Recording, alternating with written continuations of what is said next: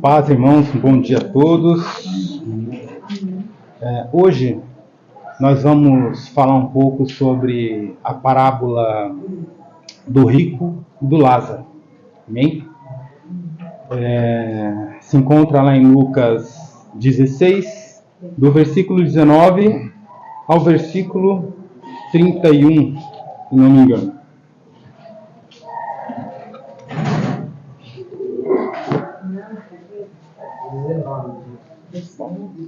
Eu vou lendo, os irmãos vão acompanhando, amém?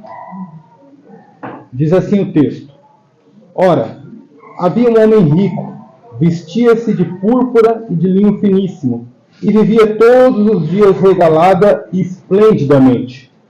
Havia também um certo mendigo, chamado Lázaro, que jazia cheio de chagas à porta daquele, e desejava saciar-se com as migalhas que caíam da mesa do rico. Os próprios cães vinham lamber-lhe as chagas. E aconteceu que o mendigo morreu e foi levado pelos anjos para o seio de Abraão.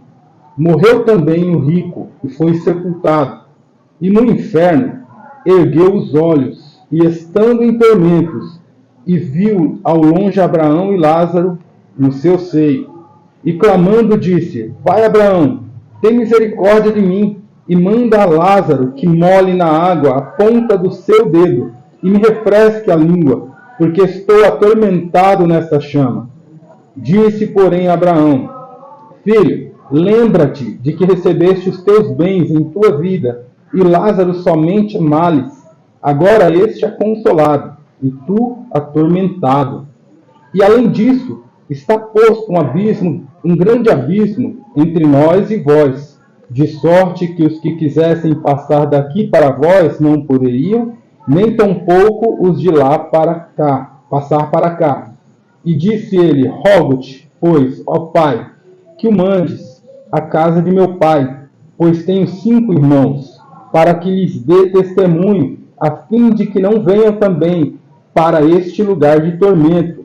Disse-lhe Abraão: Tem Moisés e os profetas, ouçam-nos. E disse ele: Não, pai Abraão, mas se alguém dentre os mortos fosse ter com eles, arrepender-se-iam. Porém Abraão lhe disse: Se não ouvem a Moisés e aos profetas, também tampouco acreditarão, ainda que algum dos mortos ressuscite. Amém? Vamos orar. Senhor poderoso, Santo Deus, vem, Senhor, nesta manhã, Pai, nos ensinar, Pai. Vem, Senhor, elucidar as nossas mentes, Pai, os nossos corações, Pai, para que, ó Deus, verdadeiramente possamos construir, Pai, uma relação, Senhor, firme, Pai, positiva, Senhor, abençoada contigo, eu te peço, em nome de Jesus Cristo, Deus. Amém, Pai. Amados, pesquisando muito sobre essa parábola, né? Nos livros que o Felipe indicou, inclusive, eu não encontro muita coisa para respaldar essa parábola, mas assim, eu fui procurar muitos estudiosos e infelizmente todos eles pendem para uma linha escatológica. Infelizmente. Falo infelizmente porque todos ficam pensando na vida pós-morte.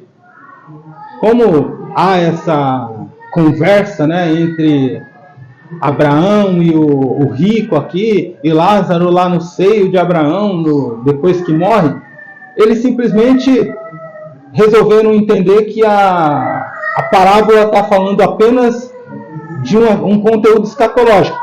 Então eles vão discutir muito a questão existe vida após morte então? E como que é? Acontece de que jeito? Se a alma é eterna ou se ela dorme junto com o corpo? E aí fica nesse... A alma vai para o inferno, vai para o paraíso no final? E me desculpe, mas eu acho que todos eles gastaram um tempo e de certa forma ficou perdido, porque produziram tanto conteúdo com base nisso, esquecendo que Jesus ele não tem ensinamentos para nós para amanhã, ele tem ensinamentos para nós para hoje. Mas todo ensinamento que vem de Jesus no Evangelho não é um ensinamento pensando no amanhã. O amanhã para nós é resumido numa palavra muito simples: Cristo. Nosso amanhã é Cristo.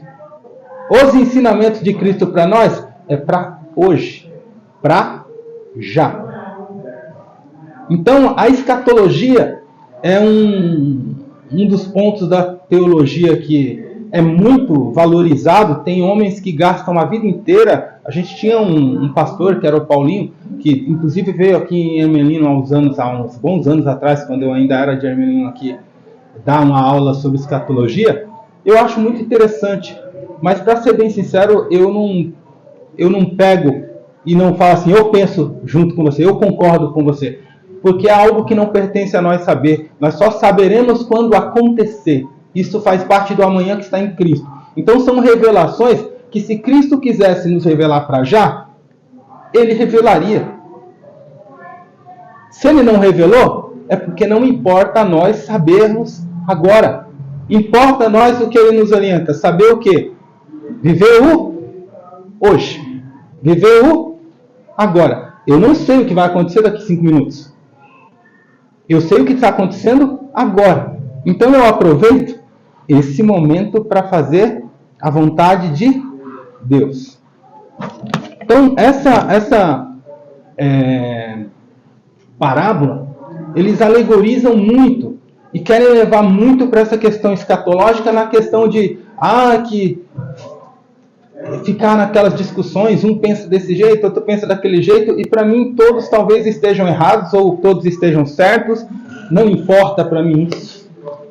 Importa que um dia eu saberei a verdade, não as divagações de cada estudioso. Mas uma coisa eu sei: Jesus deixou muitos ensinamentos importantes para nós nessa parábola. E nós precisamos valorizar isso amanhã? Não, agora, já. Já. Ele deixou ensinamentos para já. Não é para amanhã, é para já. E é isso que eu quero entrar com vocês nessa parábola hoje. Não tem uma linha produzida teológica ou filosófica. Isso é algo que eu entendi orando e estudando todo o conteúdo que eu busquei, inclusive os livros que o Felipe indicou. E eu quero começar a analisar exatamente com base num texto que o Jorge lá, o Lade, colocou no livro dele, no 5º capítulo do livro dele, que está aqui. Ele diz assim: há uma grande fome por vida no coração humano. A pessoa precisa ser anormal ou desequilibrada emocionalmente para renunciar o amor pela vida. Quando ele escreve isso, o contexto do capítulo, ele está falando sobre a questão de você realmente aderir a uma vida cristã dirigida pelo reino de Deus. Por quê? Porque todos nós somos apaixonados por essa vida.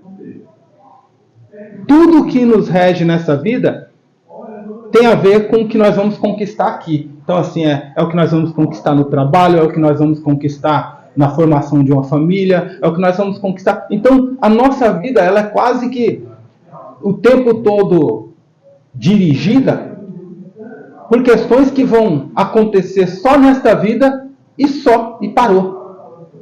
Quando morrermos, filhos não vão fazer parte depois que morrermos, esposo não se torna insignificante depois que morrermos, dinheiro, por mais que você ganhe, a casa que você sonhou em construir, o carro que você sonhou em ter, todos os seus sonhos materiais de nada vão valer, porque assim, morreu. Tudo isso, simplesmente, num piscar de olhos, ficou para trás. E como eu já disse algumas vezes aqui, a nossa vida nessa terra, ela é o menor tempo que nós vamos viver. Porque assim, a vida eterna, ela já diz tudo, ela é eterna. Mas essa vida aqui, ela é finita. Então você vai viver, no máximo hoje, qual é a expectativa de vida nossa? Não chega a 100 anos. Hoje vamos colocar aí, tem muita gente, o Silvio Santos, por exemplo, morreu com 93 anos, a mesma idade da minha avó. Mas a grande maioria das pessoas passa dos 70 ou nem dos 70. Olha quantos anos de vida a gente... Eu falo para os meus filhos, eu estou com 47, não sei quantos anos mais vou viver, né? Mas eu falo para eles, meu pai morreu com 52. Eu oro a Deus para que eu não tenha os problemas que meu pai teve e viva uma vida com qualidade por uma quantidade de tempo. Mas a hora que ele quiser me levar, ele fica à vontade, que eu estou pronto para ir. E vou feliz. Vou feliz. Afinal de contas, eu não penso na morte como algo ruim. Eu penso na morte como algo que é um passo para o que eu sempre almejei. É um passo para o meu grande sonho, que é estar com o meu Cristo. É só isso para mim. Então, realmente eu não consigo ter medo de morrer. Mas eu sei que Deus só vai me levar o dia que Ele realmente achar que, está cumprido tudo que eu queria cumprir na tua vida aqui. E agora, como Paulo diz, né, acabei a carreira, guardei a fé. Então, estou pronto para isso. Mas não é sobre morte que eu quero falar, não, meus amados. Eu quero entrar nessa parábola, porque assim, existia um homem que era rico e um que era mendigo. Alguns, principalmente o Hernandes Dias Lopes, ele traz muito uma visão, aí ele vai lá para a África, ele vai para o continente africano, porque lá tem 40 das nações mais pobres da Terra. Então, assim, ele vai para lá, ele fala desse contraste, porque a grande verdade é que desde que o mundo existe, esse contraste do que tem muito e do que tem pouco fica um tanto gritante. E aí, a grande verdade é que eles sempre existiram, mas as pessoas usam isso para explorar. Porque tem muito que tem só ovo para comer e é feliz. E tem aqueles que têm caviar para comer e vivem em depressão. Então, felicidade não tem a ver com quanto dinheiro você tem ou quanto dinheiro você deixa de ter. Felicidade em Cristo Jesus também não tem a ver com circunstâncias. Então, quando alguém interpreta, como eles dizem que interpretam, que o rico foi feliz aqui na terra e por isso foi para o inferno, e o pobre não teve nada aqui na terra e foi para o céu por conta disso, não é verdade. Então não tem a ver com isso. Riqueza e pobreza aqui não tem a ver com dinheiro. Tem a ver com caráter. Tem a ver com a construção aqui, mente e coração. Tem a ver com caráter. Quando você pega, por exemplo, o Sermão da Montanha, você pega ali logo no começo você vai ler lá que diz assim, bem-aventurados os pobres de espírito. Aí você pensa comigo assim, poxa, por que na nossa realidade humana, quando uma pessoa é aquela pessoa ruim, aquela pessoa que tem sentimentos ruins, pensamentos ruins, a gente diz o quê para aquela pessoa? A gente diz que ela é pobre de espírito. E nós estamos errados. Porque essa pessoa não é pobre de espírito, ela é rica de espírito. Uma pessoa que tem, como o irmão falou hoje, né? Bateu, levou, falou, escuta B, C, D. São pessoas que são ricas de espírito. O pobre de espírito, para você ter uma ideia, é aquele que tem um espírito que está disposto a se sujeitar. Ele é pobre porque ele não fica argumentando, ele não fica brigando, ele não fica se exaltando, ele não fica... Ele é vazio dessas coisas todas ruins que a gente... E a gente entende isso de uma forma... Mas ele é bem-aventurado. Por quê? Porque ele é feliz. Então você ofende ele, é a mesma coisa alguém fala assim, vai lá e me ofende. Ô, seu pobre! Eu digo para ele assim, não é verdade que eu sou mesmo? Uma vez um cara me ofendeu, tentou me ofender, né? Uma coisa, eu falei, pior que você tem razão, viu? Pior que você tem razão, rapaz. Deus te abençoe por me lembrar disso, viu? Porque a grande verdade, meus amados, é que nós somos levados por uma mentira mundana a tentar construir um sentimento de engrandecimento nosso próprio. A tentar construir um sentimento de orgulho do que nós realizamos e do que nós deixamos de realizar. Então, eu já disse aqui em outra aula, quando é o nosso filho que faz alguma coisa bonita, nós dizemos assim, ai, que orgulho! Por que orgulho? Porque é o nosso filho que está realizando. Mas se é o filho do outro, a gente fala, ai, que alegria, fico feliz por você. É porque eu não fico feliz? Não, é porque quando é o meu filho é mais especial. Então uma vaidade maligna no coração que faz eu ter um sentimento que para mim parece bom, mas é ruim. Eu tirei um pouco a palavra, às vezes vem no coração, a gente vê a cena e fala, ai, que orgulho da pessoa. Eu paro ali e falo, não, que alegria. Eu tirei a palavra orgulho porque não existe uma conotação da palavra orgulho que seja positiva para mim. Mas esse homem, esse rico, ele sentia orgulho de si mesmo. Ele era orgulhoso de quem ele... do que ele representava. Porque, olha, ele era rico. Então, por ser rico, ele se vestia de linho e de púrpura, que eram roupas, né, panos, que já quem vestisse esse tipo de pano já mostrava para toda a sociedade que era importante, rico, que tinha dinheiro, que tinha uma representatividade social muito relevante. Mas com certeza também ele era um homem extremamente religioso. E uma coisa que nós precisamos entender, que assim, hoje, na nossa realidade, uma pessoa religiosa, ela é uma pessoa que normalmente é mais educada, ela é uma pessoa mais humana, ou não é assim? Se pegar um espírita praticante lá, você vai ver que ele é uma pessoa mais humana, ele é uma pessoa mais acessível, uma pessoa que conversa melhor com você. Essa semana eu estava conversando com a macumbeira, uma menina de 22 anos, tentando evangelizar ela. Uma pessoa extremamente tranquila de lidar. Não sei até que ponto, né? Eu não cheguei ainda tão... né? Mas tranquila de lidar. Por quê? Porque é uma pessoa que pratica o que diz acreditar. Então, quando você pega um religioso que pratica o que diz acreditar, você vai ver que ele se esforça para se adequar. E esses dias eu vi uma pessoa dizer assim sobre o candomblé. Sobre o candomblé não, sobre a Testemunha de Jeová.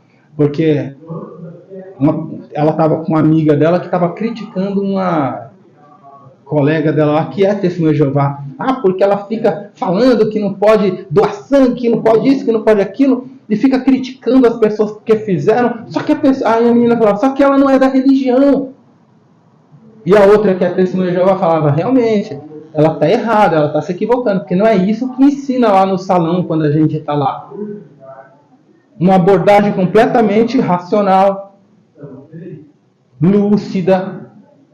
Você olha assim e fala, nossa, quanta sabedoria em se posicionar. Então, assim, tem gente que alcança isso. Esse rico, não. Esse rico era uma pessoa que construiu uma posição religiosa porque ele queria se sentir grande. Só que imagina, a grandeza dele levava ele a desprezar as pessoas. Porque Lázaro estava à porta dele e era ignorado por ele, era desprezado. Ou seja, A religião dele não ensinou a ele compaixão, não ensinou a ele misericórdia, não produziu nele sequer a humanidade que tanto se fala na nossa sociedade atual. Então, assim, deixou lá o homem cheio de chagas, sendo lambido por cachorros sarmentos, leprentos lá, sem comida. Mas ele estava feliz por quê? Porque para ele não faltava nada. A vida dele tinha as melhores roupas, a vida dele tinha a melhor moradia, a vida dele tinha as melhores refeições, a vida dele tinha de tudo do bom e do melhor. Então, às vezes a gente constrói essa noção de riqueza com base no dinheiro, mas a riqueza não tem a ver com dinheiro, tem a ver com aquilo que te satisfaz. Então, ó, eu conheço um rapaz que é lá de Suzano, que o prazer dele da vida é produzir filmes. Ele gosta de filmes de terror, então ele produz filmes. Então, se ele estiver produzindo um filme, ele está tão feliz que ele não precisa ter dinheiro, ele não lembra que tem a mulher, ele não lembra que tem 2 filhos. Ele simplesmente gasta a vida dele, ele fica lá a semana inteira, ele passa num brejo, se tiver frio, ele passa frio, ele passa fome. Mas se ele conseguir produzir o filme dele, ele está feliz, porque essa é a riqueza que ele busca. Só que, olha aí, ele deixa mulher, filhos, perdeu o trabalho, ele deixa a igreja, não frequenta a igreja com a família quase nenhum domingo por conta disso, porque é o dia que ele tem que fazer as filmagens, ele abandona Cristo. Então ele conquista a riqueza dele, ele tem tudo o que ele realmente deseja, mas ele não tem o principal. Então, quando a gente olha a riqueza, a pobreza, a gente precisa avaliar Vocês estão entendendo? Uma série de circunstâncias que envolvem a nossa particularidade. Não a situação desse homem financeiramente falando. A mesma coisa é a questão da pobreza. Por exemplo, Lázaro, não quer dizer que quando estamos falando de Lázaro, para nós irmos para o céu, nós temos que ser pobre de marré, né? Cheio de doenças, morar na rua, senão você não vai para o céu. Não. Está querendo referir a todas as nossas lutas, a todos os nossos problemas, a todas essas circunstâncias que envolvem. Por exemplo, o irmão Gilvan estava falando aqui da situação toda. Não gera preocupação em algum momento? Gera. Mas uma situação é certa. Como ele disse, existe uma palavra não temas na Bíblia para os 365 dias da nossa vida ao longo de todo o ano. Então, tá difícil aí, Gilvan? Deus está dizendo para você, não temas, eu sou contigo. Então, os teólogos, eles quando começam a falar de Lázaro, eles falam assim, sabe por que Lázaro tem um nome? Porque o nome Lázaro significa íntimo com Deus, próximo de Deus. Mas quando você vai mesmo pesquisar o que significa o nome Lázaro, não significa próximo, íntimo, significa amparado por Deus, acolhido, protegido. Então, faz muito mais sentido, por quê? Porque Lázaro é levado pelos anjos para o seio de Abraão, ou seja, ele é levado para o consolo de Deus. Na Bíblia Pentecostal, a Bíblia de Estudo está dizendo assim que Deus é meu socorro, o significado de Lázaro. Então, assim, cada um interpreta aí o Lázaro de um jeito, mas o nome Lázaro, segundo a teologia, ele deriva da palavra El-Azar, que significa isso. Também pode ser socorro de Deus, pode ser amparo de Deus, né? Só não dá para ser íntimo de Deus. Apesar de a gente entender que, assim, no momento em que você está no seio de Abraão, você também está numa condição de alguma intimidade, né? Mas é o que a gente às vezes coloca essa posição para valorizar a nossa abordagem, né? Valorizar a nossa abordagem. Mas uma coisa que a gente pode entender no Lázaro, que é o quê? Apesar das dificuldades que ele tinha, apesar das circunstâncias adversas que ele vivia, nenhuma delas o separou da presença de Deus. Porque para você ir para o céu, você precisa estar em Cristo. Você precisa estar em Cristo. Então, se ele foi para o seio de Abraão, significa que, olha, a doença, a pobreza, a fome, não tiraram ele da presença de Cristo Jesus.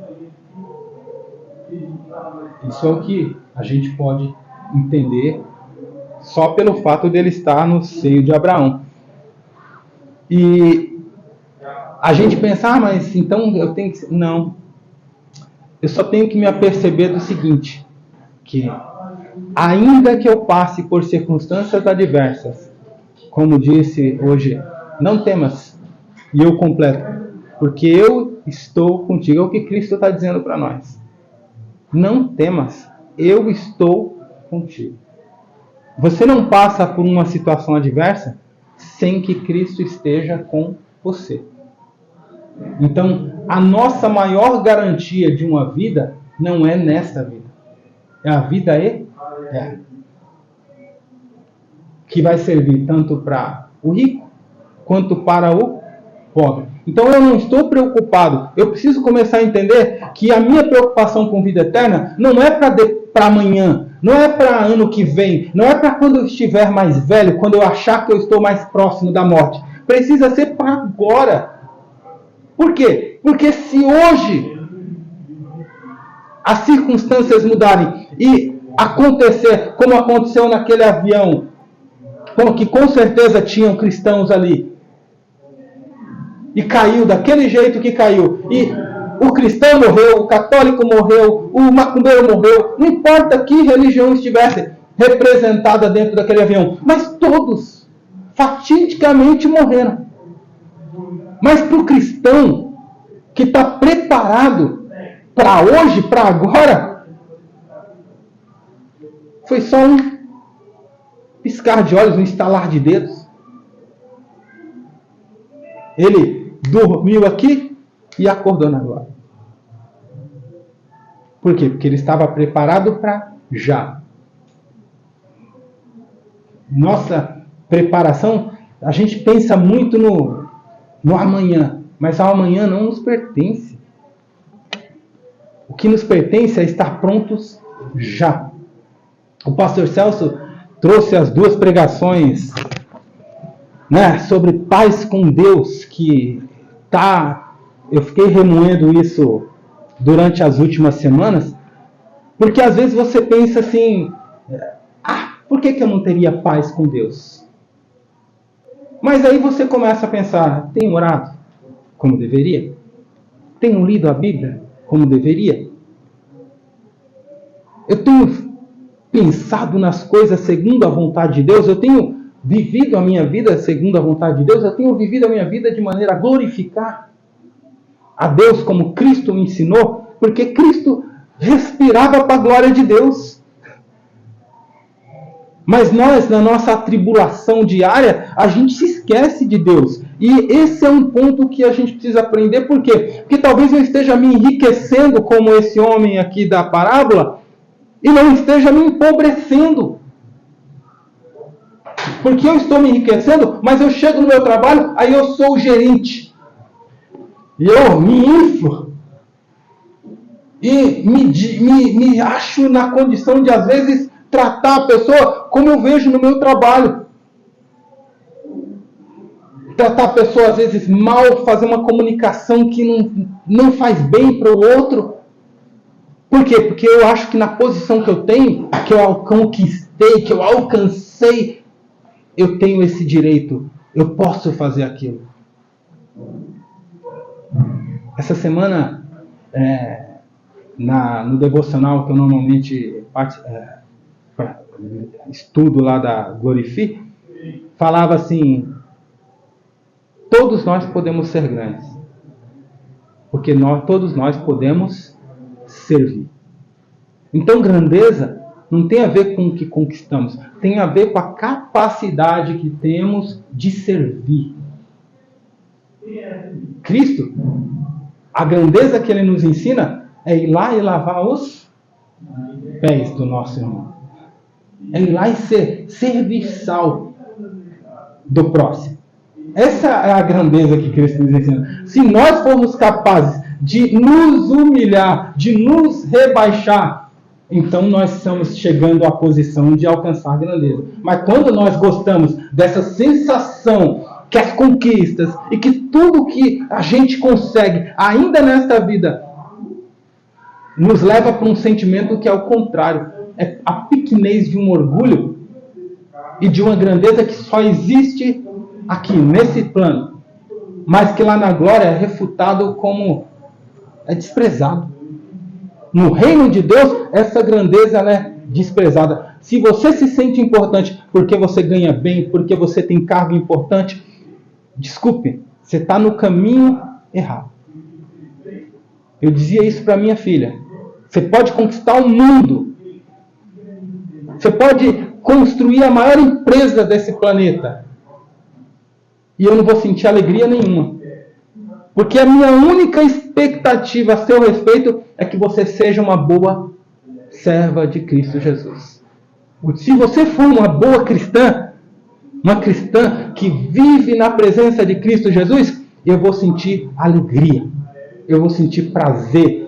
Eu vou pensar no meu coração: eu não trabalhei em vão, eu não me esforcei em vão em educar você na igreja. Mas se você conquistar tudo e se afastar de Cristo, para mim tudo aquilo não valeu de nada, porque eu não estou aqui pelas riquezas.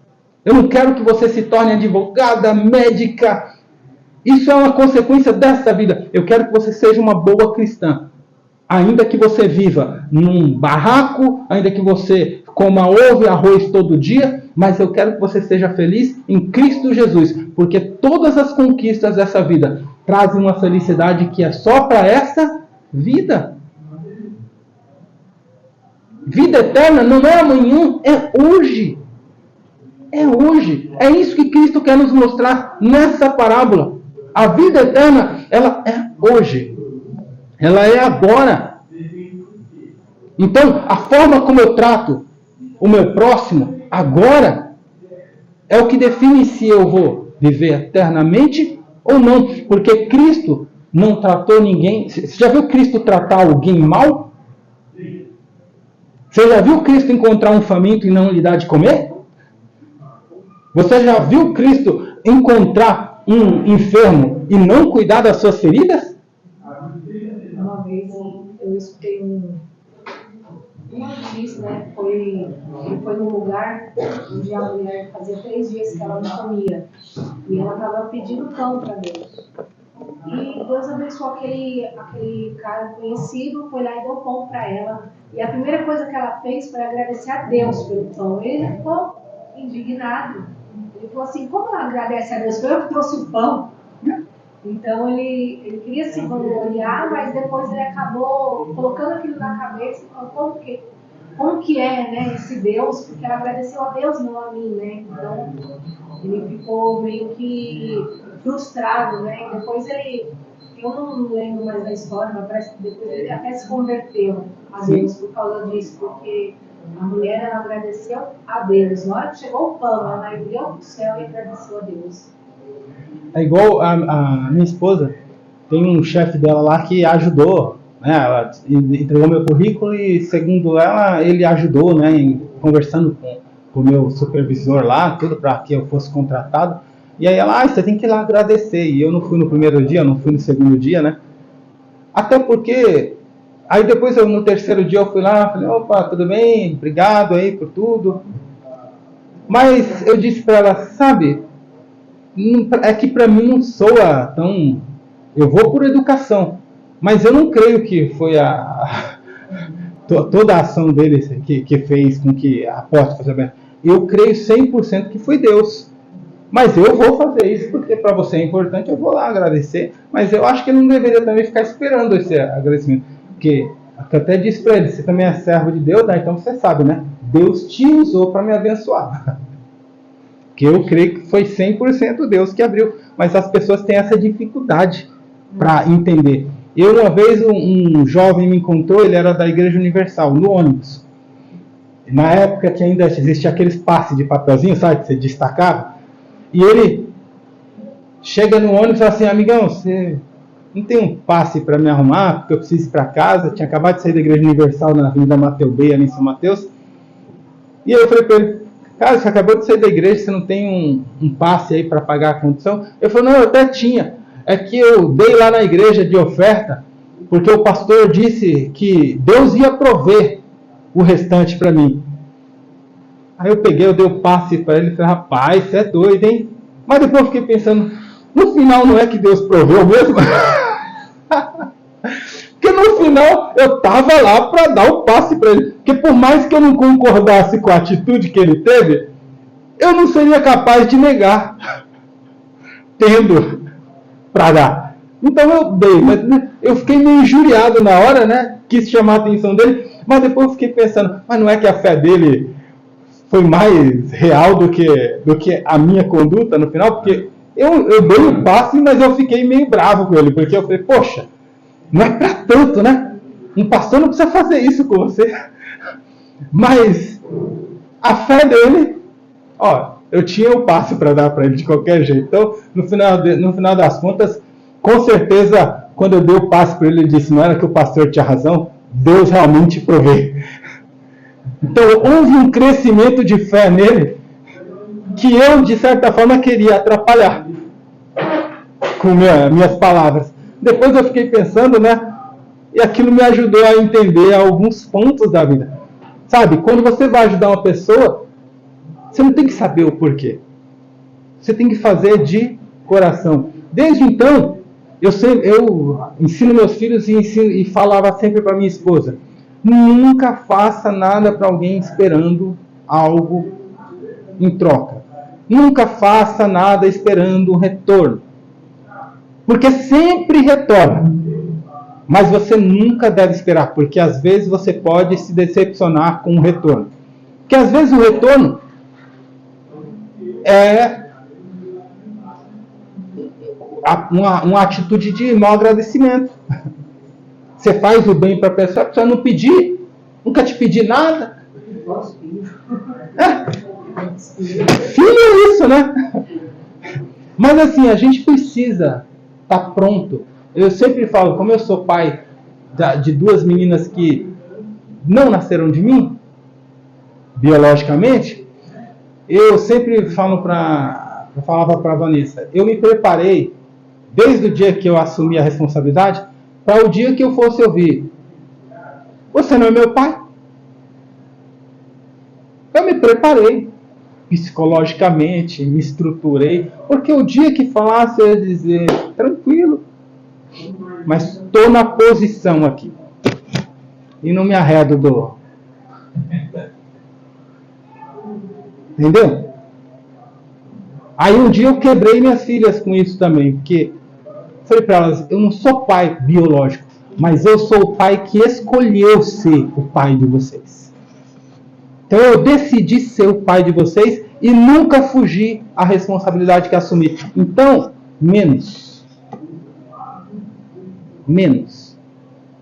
Aí elas ficaram...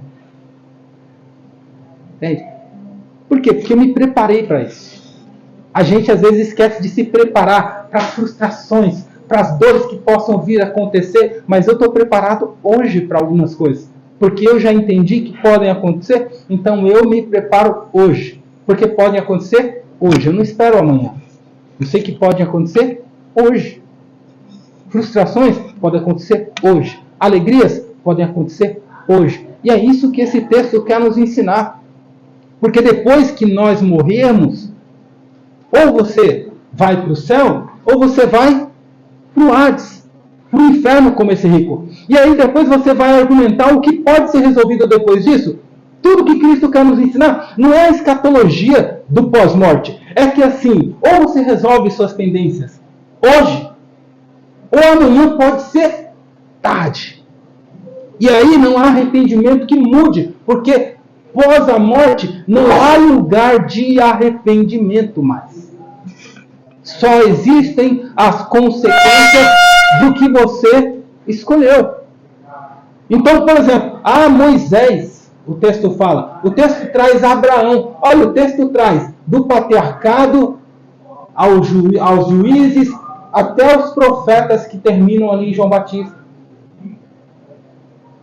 Mas ele também traz o fato de que assim, alguém morre e volta dos mortos, e mesmo assim as pessoas não vão crer. Nós somos essas pessoas. Porque Cristo morreu por nós. Cristo foi ao Hades para tomar a chave do inferno e da morte, para que a nossa condenação, para que nós não fôssemos como Adão. Adão cometeu o pecado e foi destituído da sua posição. Mas nós ganhamos a oportunidade da misericórdia, da compaixão. Então, quando nós tropeçamos e caímos, a mão dele está estendida para nos levantar. Ele é o advogado que nos defende e nos levanta e nos protege e nos coloca de volta na posição de vigiarmos novamente. Porque até que ele venha como juiz, nós não estaremos sem oportunidade. Mas a oportunidade dele para mim e para você não é para amanhã, é para agora, é para hoje. Se hoje ouvirdes a voz do Espírito de Deus, não endureçais os vossos corações. Essa parábola, ela impacta a minha vida, assim como a pregação do pastor Celso impactou. Porque eu não posso deixar para daqui a pouco ter paz com Deus. Eu preciso entender que é urgente ter paz com Deus. Porque se eu não tiver paz com Deus, eu me coloco como inimigo dele. Se eu não tiver a minha vida preparada para a vida vindoura aqui nessa terra já, eu não estou pronto. Eu sou inimigo de Deus. Porque a amizade com o mundo é inimizade com Deus. Então eu não estou dizendo, meus amados, que você não possa ser uma pessoa bem-sucedida nessa terra. Você pode. Mas eu só estou dizendo para você, se preocupe em ser bem-sucedido na vida, na construção da vida espiritual com Deus. Nós somos cristãos que não nos preocupamos em orar. Nós somos cristãos que não nos preocupamos em ler a Bíblia. Nós somos cristãos que buscamos desculpas para não jejuar. Eu vejo um monte de teólogo diminuindo, desvalorizando o jejum, transformando o jejum como se o jejum fosse algo inútil para nossa atualidade. São práticas de aproximação de Deus que nós preferimos, sabe o quê? Desvalorizar. A oração, para não gastar tempo com oração, eu falo que eu oro o tempo inteiro, no ônibus, trabalhando, cozinhando. Desculpe, não é válido. Se você não separar tempo de oração, se você não separa um tempo para estar com o seu Deus, fazer isso no ônibus, na hora que você está cozinhando, desculpa, isso não tem a validade que deveria ter. Quando você separa um tempo com Deus, e aí depois você continua isso, quando você está no ônibus, quando você está no carro dirigindo, quando você está cozinhando, quando você está viajando, amém. Mas o princípio da oração é tempo, é intimidade com o nosso Deus. O nosso tempo de leitura da palavra é tempo de intimidade. Louvor é intimidade, é quebrantamento, é relacionamento com Deus. Nós precisamos construir isso nessa vida. Agora, já. Começando hoje, começando agora. A gente precisa sair com a consciência mudada. É isso que essa parábola quer. É isso que Cristo quer. Cristo não veio, meus amados, para trazer para nós o que vai acontecer no fim. Ele veio para trazer um evangelho que vai mudar o seu hoje, que vai mudar o seu agora. As pessoas estão lá, os teólogos estão discutindo se essa parábola é real, se ela é verdadeira, se Cristo usou outras parábolas de outras religiões para contar ela. Isso para mim não importa. Eu sei que Cristo tem um objetivo quando ele conta essa parábola. E o objetivo dele é mudar a nossa vida agora, já. Para que ela seja o que ele planejou amanhã. Porque o amanhã é estar com ele na glória. O amanhã é estar com ele no reino de Deus, que hoje está nos acompanhando aqui. Mas amanhã nós estaremos introduzidos lá. Onde ele é o Senhor de todas as coisas. Onde não vai haver mais choro, não vai haver mais dor, não vai haver mais gripe, não vai haver mais dor de cabeça. Nós vamos poder estar com o Senhor que nos curou de tudo, inclusive dessas mazelas de sentimentos, de pensamentos, de imaginações, que muitas vezes atrapalham a nossa vida espiritual. O interessante que nesse capítulo Jesus está batendo nos fariseus. Sim. Aí ele tinha acabado de falar que vocês não podem servir a Deus ou ao dinheiro. E aí ele fala, você quer ver como isso não faz ficar servindo a dois senhores não dá certo? Aí ele fala para ela, então, o rico que é rico, vocês estão achando que pode ter muitos bens, ter boas posições, não sei o quê. Acho que isso é o favor de Deus. O rico foi para o inferno. E o Lázaro, que era pobre, foi para o seu jogão. Mas ele não está falando que ser rico por si só é errado. É errado. Abraão estava lá. E Abraão não era pobre. Abraão tinha posse. Davi, Salomão. Então.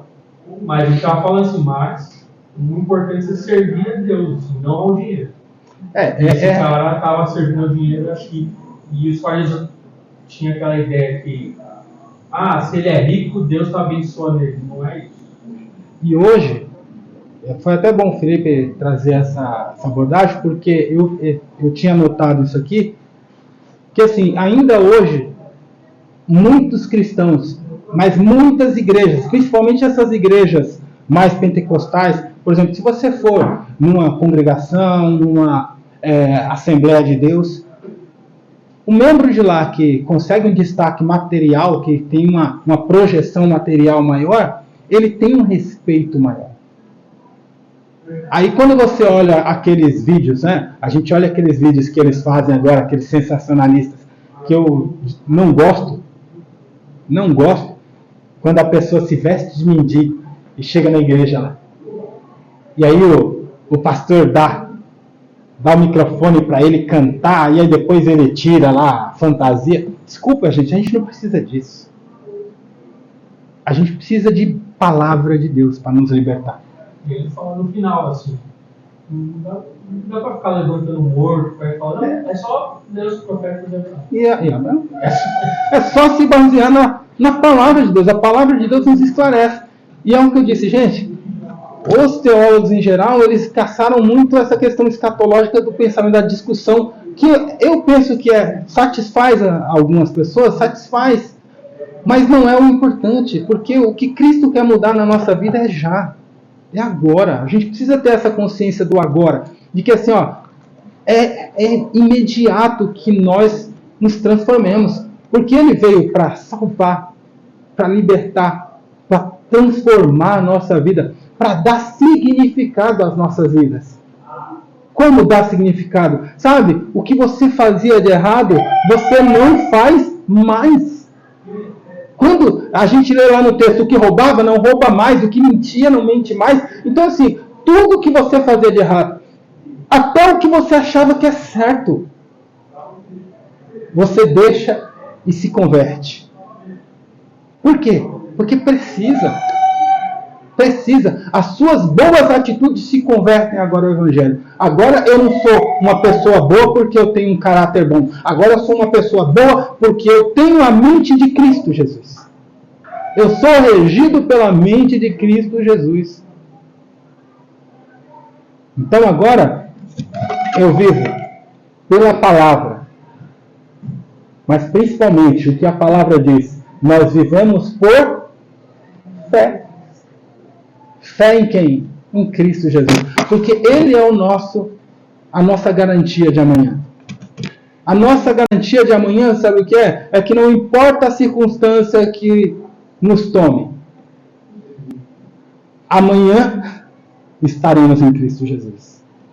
Seja pela vida, seja pela morte, e estaremos em Cristo Jesus. Seja aqui ou seja na vida vindoura, estamos em Cristo Jesus já. Então a circunstância já não tem mais importância. Ai, perdi o emprego. Eu estou em paz, eu estou em Cristo Jesus. Ai, eu descobri que eu tenho câncer. Estou em Cristo Jesus. Ai, eu descobri que meu filho se perdeu nas drogas. Estou em Cristo Jesus. Então, eu vou lutar com as armas que Ele me deu. Quais são as armas que Ele me deu para vencer? Fé.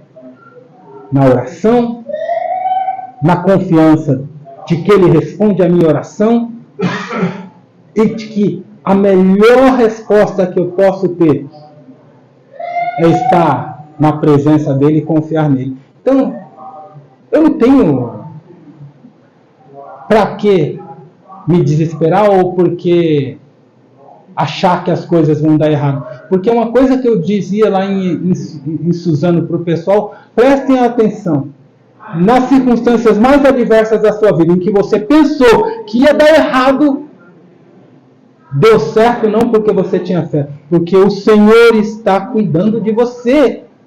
E Ele nunca te decepciona. Meus amados, se você me perguntar se teve um dia em que o Senhor me decepcionou, eu vou dizer para você, desde que conheci a Cristo, Ele nunca me decepcionou. Eu decepcionei Ele uma milhão de vezes. Mas Ele, até quando eu merecia, e essa é a maior dificuldade da gente lidar com essas circunstâncias, porque até quando a gente não merece, Ele é bom com a gente. Então a gente às vezes tem dificuldade de se aproximar dele, até por vergonha. A gente sente vergonha do que a gente faz, mas eu quero dizer para você hoje, não sinta, porque se Ele te perdoou e se Ele quer fazer parte da sua vida, é porque Ele sabe bem o valor que Ele deu a você, não o que você acha que tem. É que Ele te valorizou.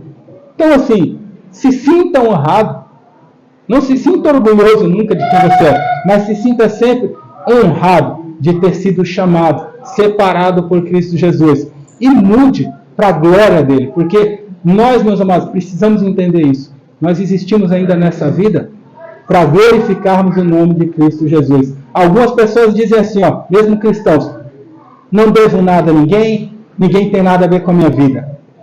Pois nós, cristãos, precisamos entender uma coisa bem séria. Devemos, sim, a todas as pessoas, principalmente a Deus, mas a todas as pessoas, um bom testemunho do Evangelho que nos livrou da morte eterna e nos trouxe para a vida eterna, para a maravilhosa luz de Deus.